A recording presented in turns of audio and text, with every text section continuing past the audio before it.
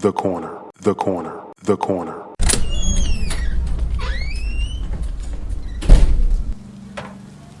Hey, welcome. Come on into Cousin Ed's Corner. This podcast is where you'll find real, authentic conversation, organic conversation, unscripted, unfiltered conversation, like you're home with your cousin. It's all about life. It's about finance. It's about spirituality. It's about love and everything in between.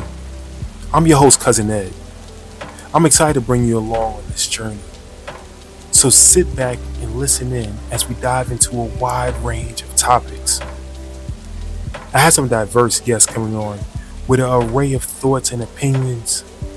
My goal is to create a space all for us to connect and communicate. It's not really about me. It's about the community as a whole. Let's enjoy it. Let's sit back. Let's think about our past. Let's move into our future. It's about the corner, the corner, the corner. So no matter how you cut it or slice it, we're all here together. I'm just here to give you a piece of my heart, my mind, my soul, and my mentals.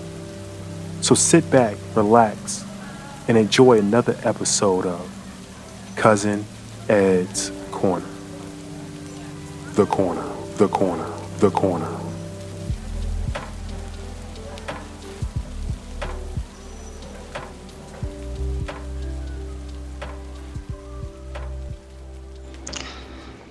What's good, people? How you doing out there? This is Destrin checking in from the Brethren Podcast. We're here with Cousin Ed, with Cousin Ed's Corner. What we wanted to let you know is, number one, we appreciate you checking in with us. We appreciate you liking, subscribing, and supporting the platform. We also wanted to let you know that this is information. This is used for informational purposes only. This is not financial advice and should not be used as such. Please consult your financial advisor should you feel the need to make an investment decision, a financial decision, or a decision that may be impactful to your family from a tax advantage standpoint. What we want to do is bring you content that is eye-opening, glaring, and also provides you the opportunity to explore, ask better questions, and be better prepared for the opportunities that await you. Again, this is Cousin Ed's Corner, and we hope that we can be of service to you. We love you. There's nothing you can do about it. Yes, sir. Yes, ma'am. Yes, ma'am. Yes, sir. What's going on, fam? What's going on, fam? It's your boy, Cousin Ed. This is me, Cousin Ed Corner, back at you again. And today we are honored to have a special guest on. It's actually, I was up in, tossing up what episode should she be on. So I already gave a hint. It's she. But what episode should she be on? She should be on My Sister Wins, We All Win. Or she has so much dynamic information for Financial Freedom Friday. I think we're going to do Financial Freedom Friday, but also introduce the sister to the community and to the neighborhood. So, Jaricka Thomas, welcome to Cousin Ed's Corner. Thank you for having me. I'm excited to be here. I appreciate you. I'm excited to have you. We are excited to have you. So, everybody knows the spill. I hate social media, but I love finding great people such as yourself to come on and bless us with some valuable information. But the first thing I like to always do is find out more about you. What got you to the point where you're at today? And don't like the pamper story, but you bring us up, upbringing, how you go to college, just tell us a little bit about yourself and what got you to the point you're at today. Yeah, so I am Jaricka Thomas. I'm an occupational therapist and a certified financial educator. So like one of your guests that you had previously, I went to occupational therapy school, not physical therapy. Similar in rehabilitation services, but yeah, we love to serve people. Of course, growing up, I was an only child to a single mother. So we were self-reliant, but also heavily reliant on each other. My mom was also in healthcare. So the push for being a healthcare worker, just being able to serve the community in a way that was stable, serve the community in a way that was needed was absolutely there. And that was instilled in me. And so I pursued that. I pursued that dream. I went to Texas Tech University for my master's in occupational therapy. And I've been in the Dallas area since 2019, serving hospitals, home health, rehabilitations, clinics, all of the above. But throughout that journey, of course, we got student loan debt. So I was trying my best to figure out, what is a way to try and get myself out of debt as quickly as possible. I left school with about $66,000 of debt, Okay. almost done now. Mhm. And I just knew like, I can't hold on to this for too long because it Okay. was just going to be a weight on my shoulders. So I dug into some financial programs just to try to learn. I didn't always find things that I liked. Mhm. And one thing that really stood out to me was that finance was not created, or the content for finance was not created for people that looked like us. So I was finding a lot of content that were, just older, maybe just like white men. And that was the entire demographic that I saw. I never saw the reflections of people like us, people like my family, people like my mom Mhm. reflected in the finance world, giving us education and giving us tips on how to become financially free, in a way that actually made sense for our population. So Mhm.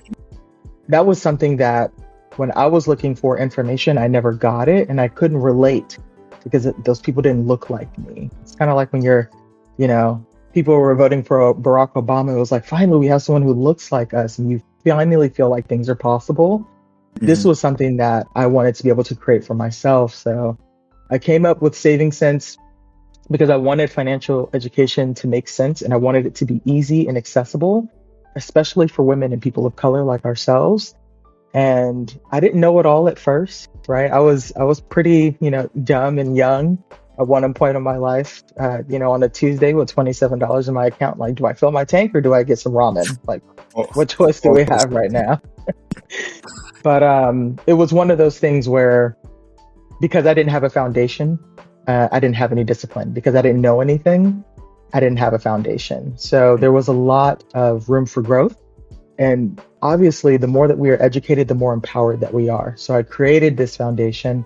I created this organization to empower more people to be able to take control through saving, investing, getting out of debt, improving their credit so that they can buy the assets, buy the homes that they want to buy, and just live a life that is more fruitful. Not just the Bugattis that we see people rent on Instagram and we think it's theirs, but just having more opportunities outside of the scarcity, outside of the paycheck to paycheck. Well, y'all heard it from her herself. I don't know if I could have read her bio and got it. That's why I don't read bios because people could tell more about themselves than me reading a bio. But Yeah. um, I'm very impressed. I saw the letters behind your name and I didn't understand all of them. Right. So the occupational therapy. Now you put that together for me. So thank Yeah. you for your service and thank you for helping others. Thank you. Definitely needed in the world, right? In our community too. We have our parents and our grandparents that's uh, getting of age, and even some people younger who go through certain things need the help and sacrificing of yourself. So I thank you of that. Yeah, of I, course. Thank you. I might bring that. See now that this tied together. You coming back for when my sister wins? We all went for occupational therapy. There we go. Yeah, it's both. We're doing both today. Yeah, yeah. So, you talked about our community and not having the background behind learning from somebody who speaks like us, or has had the background as us going through what we've been through, living paycheck to paycheck and ramen noodles and um, water in our cornflakes days. But man, you might be too young for that right there. But um, you talked about that, and you talk about getting out of debt. Many of us who have went to school, we sit on a lot of debt, and that is the biggest burden. You think you're getting out of school, and you think you're about to make a lot of money, but you have all this debt behind you. So, with that stress behind that, what were some of the first things you did to start paying some of the debt off? Well, I fortunately and unfortunately entered the workforce as soon as COVID-19 hit. So, my time in healthcare was spent most of my days working, skilled nursing, hospitals, ICU. So Mhm. I racked up a lot of money and there was really no life because we were on lockdown. So I had nowhere to spend it. So there Okay. was a little bit of forced savings, a little bit of forced like debt payoff because there Mhm. was just nothing else to do. Of course, I could have blown it on, DoorDash and Amazon and just random things, but I knew that this would probably be the only opportunity I would ever have in my life to really knock out as much as I could, and just be miserable for the 1 year that I knew we were all going to be miserable for. But ultimately, like you said, it is a weight, and it is kind of crippling for a lot of people. We come out of school with a lot of debt. One of the best and worst things that we have are that these federal programs allow us to qualify for certain things. Now, if you're someone who has maybe refinanced or consolidated your loans with a private lender, you lose access to some of these programs, the federal funded programs. So it's a little difficult to get grace. It's a little difficult to get assistance once you have moved those loans to a private lender or you've consolidated to a private lender.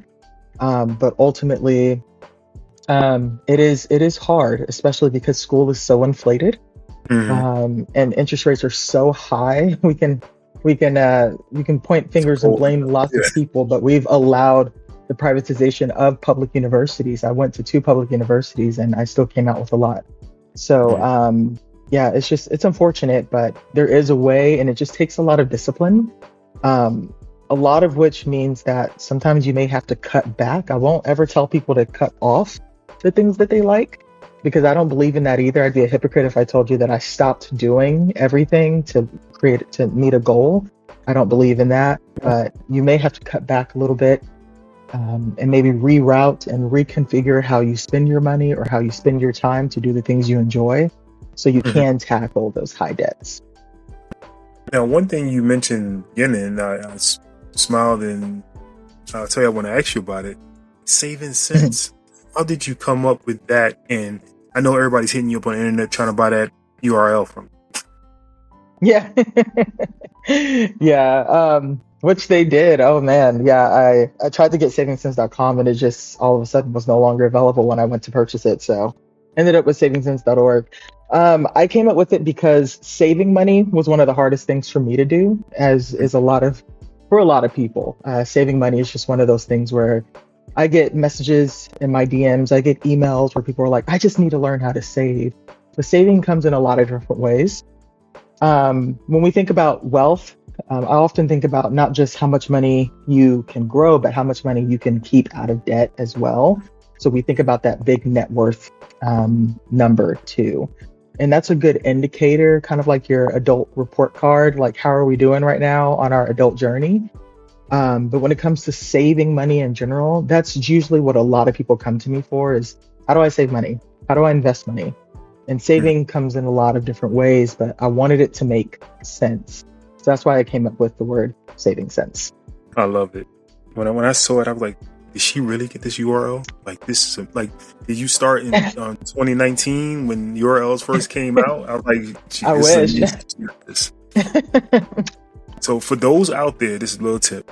If you think of something, go ahead and get your URL now. Get all of them that you can get. Yeah. Because one day it will be valuable. Somebody else will want it. So get all of them you can. The .orgs, the .coms, the .biz, everything you can, get that now, because later on it'll be very valuable. So for her to get that is very valuable in the long run, and especially her org too. So that's off to you on that. I got lucky. Thank you. All right, real quick. So you made all this money. You are forced in some ways to save some of it. You can't go do the things you really want. You can't do all the big things. But that is a forced discipline. And discipline is something we all need in the time of trying to save, trying to get out of debt. Like you said, you might not want to cut everything off, but discipline is something that you can say, I can have 1 out of 3, but not all 3 of things I may want. Right. After you started saving and started seeing the money start growing, where'd you put the money? So I am a heavy investor. I invest probably 2 to 3 times a week just because I like it, but I don't always advise that. For most people, because saving and investing can become very exhausting, or may seem very intimidating, I normally will recommend invest at every paycheck and just make it automatic so you don't have to think about it or try to remember it. But most of my saving is in investments. I do have an emergency fund. I do have a travel account. I have a home account with my spouse. So we have strategic automations that are set up, but we don't have to really think about it. The only thing I do extra is the additional investments that I do on the side. But low cost index funds, not a huge fan of single stocks. I have some, but I do heavy research on those. But most of my wealth has been built in like S&P 500, Vanguard, ex United States, the VXUSs out there. There's lots of ETFs and index funds that are very low cost and have tremendous gains. And those are the types of things that I invest in. Those are the types of things that my clients are investing in as they're learning how to create their own portfolio and build their wealth. So that's where the money's going right now. So let's back up, because you said a lot of letters, and some people may not understand what those letters are. Alphabets, the financial alphabet. Alphabet soup. Let's back up and let's first talk about the difference between saving and investing. So and I have $100 and I have it in my bank account. What is that right there? $100 in a bank account, standard banking account, is just $100. Just $100. It's not doing anything. Am I saving it? It could be saved. It could be in your checking account, but if it's a standard bank, the value of that $100 does not change.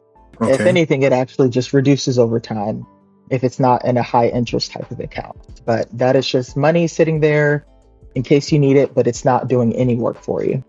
Okay. So they charged me $5 last month and it's $95, so I lost money, right? Yes. Okay. Now I have the same $100 and I put it into a traditional savings account, or a what's after savings? Let's say a money market account or a high yield savings account. What's the difference between that? So if you do a money market or a high yield savings account, there's an interest rate that you will gain on that money. And so you will be able to get something each month per the APY. So right now, high yield savings accounts are offering anywhere between about 2.5% to 3.5%. Some are a little bit higher. But ultimately, it's going to be whatever the value is inside of that account times the 2.5% to 3.5% divided by 12. And that's how much they will give you per month. And there are plenty of high yield savings accounts out there that I like. And I normally have a list of my top 10 favorites on my website for people to just check out. You can download that for free. It's pretty easy to understand. And I put all the links there so you don't have to go searching for stuff. Money market accounts are a little different because they kind of work with the market, a little volatile. But they're not horrible. They're just not as stable. But both are really good. They're both flexible. You don't have to keep that $100 there if you don't want to. If you end up needing to use it to fix a flat tire, you can use it and there's no penalties. So that is the benefit of using either a money market account or a high yield savings account. Excellent. So now I got another $100 just came to me, this paycheck, and I said, well, I'm gonna leave that $100 there and I want to invest. What's the difference between that now? So if you're investing it, then you're putting it into something that is going to grow. So we like to think about investments as we're putting some money to work and we're going to keep it there for the long term because we know that it is going to do some wonders inside of the market. Now, when we say the market, we're talking about the stock market. Most oftentimes when we look at the way that the stock market moves, a lot of news outlets, a lot of media will look at just the S&P 500, which is a good benchmark to look at, but there are other sectors of the market. Now, the S&P 500, to break down the alphabet, just stands for the Standard & Poor's 500. So it's the top 500 largest publicly traded companies in the United States only. So you're going to think about like Apple, Microsoft, Google, Visa, NVIDIA. You're going to think about these large companies that are publicly traded, top 500 in the United States, and you are becoming an owner of those companies because you're putting money inside and you are retaining some stock so that now you own a little bit of the greatest companies here in this country. Excellent. And so it's my first time doing this. Can I do this at my bank? You can, but I don't recommend it. Most banks, when they offer investments, they don't really have the means for like large wealth management. And if they do, it may come with a lot of hefty fees. So what I normally recommend for most folks is get with a Fidelity, a Charles Schwab, or a Vanguard. You can open up a free brokerage account if you're just wanting to invest without any rules or stipulations. If you have retirement goals and you're trying to invest for retirement, then you can open up an IRA as long as you are working and you have working income for the year that you're contributing. And you have the option to invest there, and it's going to come with some tax benefits inside of an IRA. But inside of a bank, you can, but it's just not as good because they're not equipped to do it the right way, in my opinion. Gotcha. So you mentioned retirement. So I'm at work right now and I'm putting money away. Is that being invested for me? The money that's going away every paycheck in my 401k? Yes, they're investing that for you. Most oftentimes, your 401k or any employer provided retirement plan, they are going to be investing it inside of a target date type of index fund, meaning that if you are, let's say you're 35 today, but you don't plan on retiring until you're 65, then the target date fund will be set to the divisible by 5 year closest to your 65th birthday, and it will adjust automatically over time for you. It's pretty cool if you're someone who just wants to put money in and not have to think about it, because this fund will adjust over time so that it's not as heavy in the volatility of stocks, and it gives you a little bit more bonds over time. So this is really good. But it's also good, in my opinion, to invest outside of your workplace retirement plan so that you have some control over how aggressive you want to be. And you spoke on this earlier. I'm just, for those who know, it's all right. You're learning too. We got it. I'm playing devil's advocate here. So you talked about this earlier. You talked about diversity. So you're saying also invest outside. So would you say not to invest in my company's 401k and just invest outside, or am I doing both? Yeah, I would say do both. And 100% make sure you're taking advantage of an employer match. So if your job is giving you, let's say they tell you, okay, we're going to give you 5% if you put in 5%. You need to be investing 5%. Oh my God, I can't tell you how many people I've talked to that are like, yeah, they're offering me money, but I don't have time. I don't have money to invest right now. And it's like, you are leaving guarantees on the table. This is the only time in life that someone's going to guarantee you something. You cannot leave it on the table. So if your job is offering you a match to your 401k or your 403b, 457 TSP, whatever your job is offering, if they have a match, you have to be investing with that match. And if you need to do anything else outside of that, let's say you're not a fan of the investment types, but you want to take advantage of that guarantee that they're offering you, then you can open up that IRA and invest in other things that you believe in, invest in other things that you like as well. I'm going to give you this one. You can use it if you like. My question to anybody that said they don't want to invest, would you step over $5 if you got out your car and saw $5 on the ground? Most people would not step over. They would pick it up. So if your company's giving you free money, pick that money up. Just put a little bit in and match it out. The market has proven itself no matter what over the years. No matter even in down times. Yes, it hurts, but trust me, the market has proven itself over the years. Absolutely. And you're absolutely right. If I gave someone $100 every time, if I said, okay, you give me 100 and I'll give you 100 every single time, I don't know why people won't take that. It just doesn't make any sense. But it's because a lot of the mindset that a lot of us were kind of like ingrained with is this like instant need for access to things. And I think a lot of maybe social media has kind of tainted this a little bit. I think a lot of instant gratification has tainted this a little bit. We always want instant access, and we just can't have that if we are trying to build wealth. You have to learn to be disciplined. You have to learn to create a life that future you is going to be happy that you did the work today for. You need to be investing it. There's no rich person out there who has gotten rich just saving money in a dusty old bank account. They've never done it. Everyone has invested either in the market, they've invested in real estate, or they've invested in a business, or they've done all three, or they've done other things. But investing is the only way that you will actually build wealth. I'm going to push back a little bit just for everybody out there. You can get wealthy, right? You hit lotto. You can, unfortunate, and have this is true. Event, right? But you know what? That's kind of an investment, though. I'm with you, right? Let's say unfortunate event. Say unfortunate event. You have unfortunate event, you have death in the family, you have a car accident, whatever that stuff is, right? So Hmm. people think that they're wealthy because of those things. People you see on the internet and everything, you think they're wealthy because of the deals they got and everything. No. To keep your money, that's where Hmm. wealth comes in at. To Oh keep yeah. your money is where wealth comes in.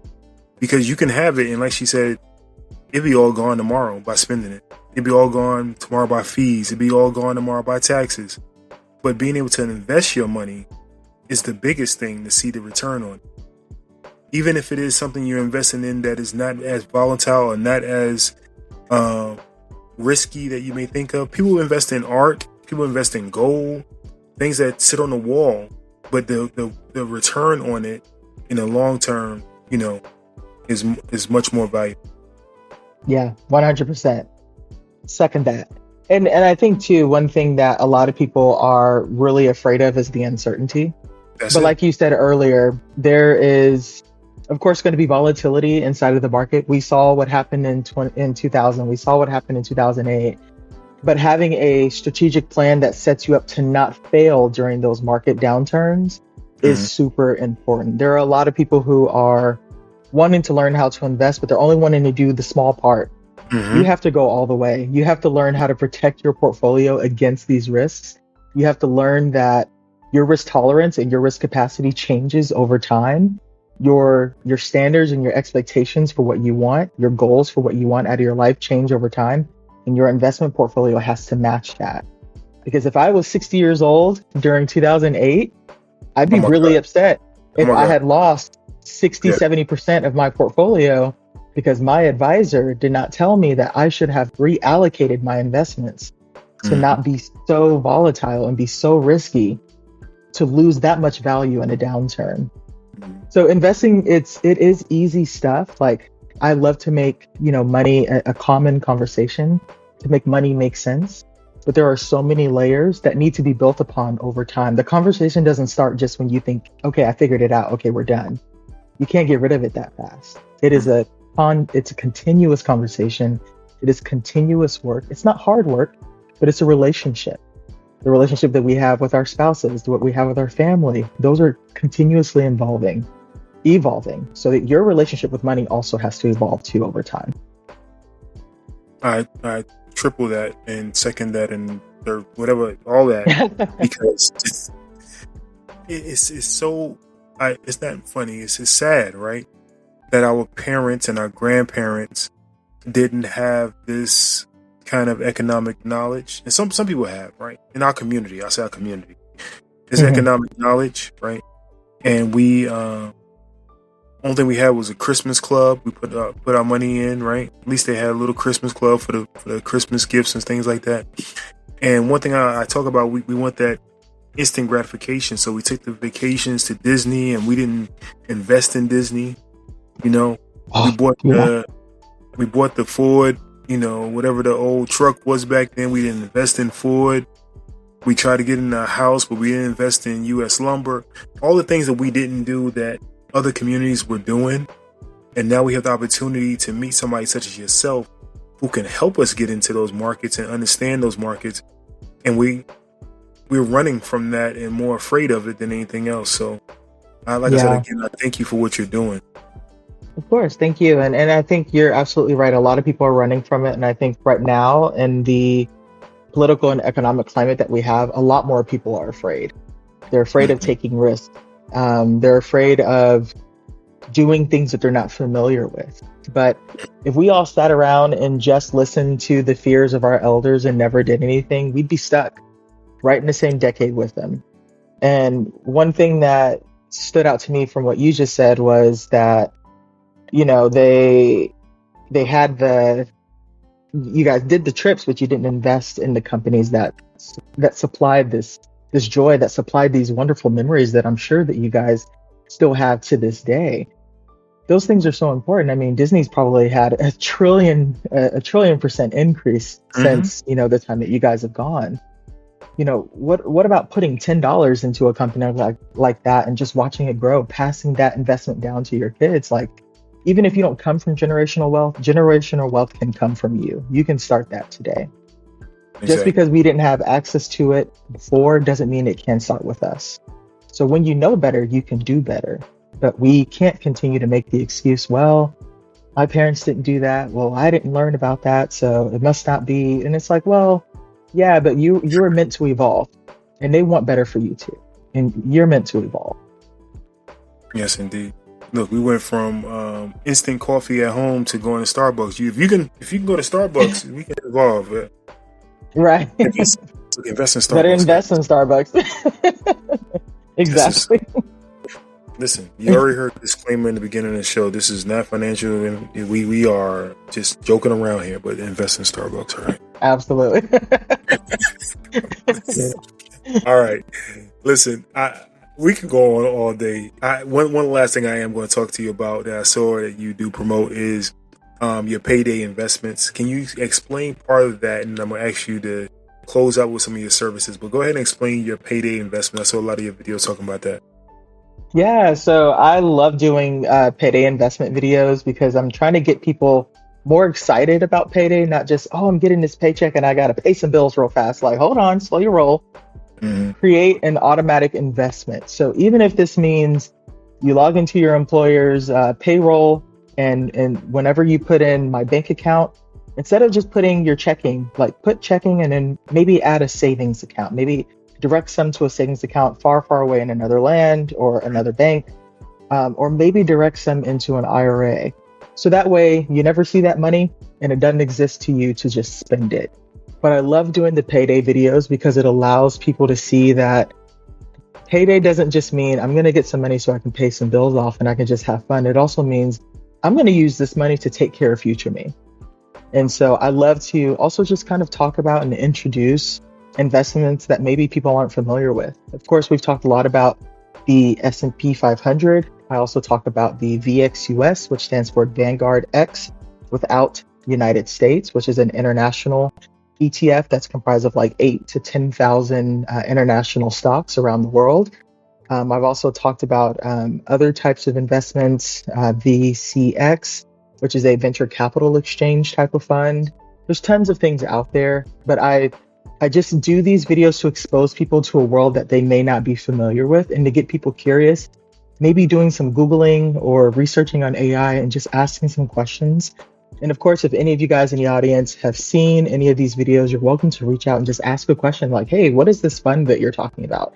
I love to talk about money 24/7. It will never bother me. So y'all are welcome to ask. But yeah, I love doing those payday videos just to show people like there's more to life than paying bills and having fun. You can also invest for the future. And I don't just invest for my retirement. I have a brokerage account that I invest for long-term things. I eventually would love to in the future take a 3-month sabbatical in another country, right? And that fund is going to allow me to do that.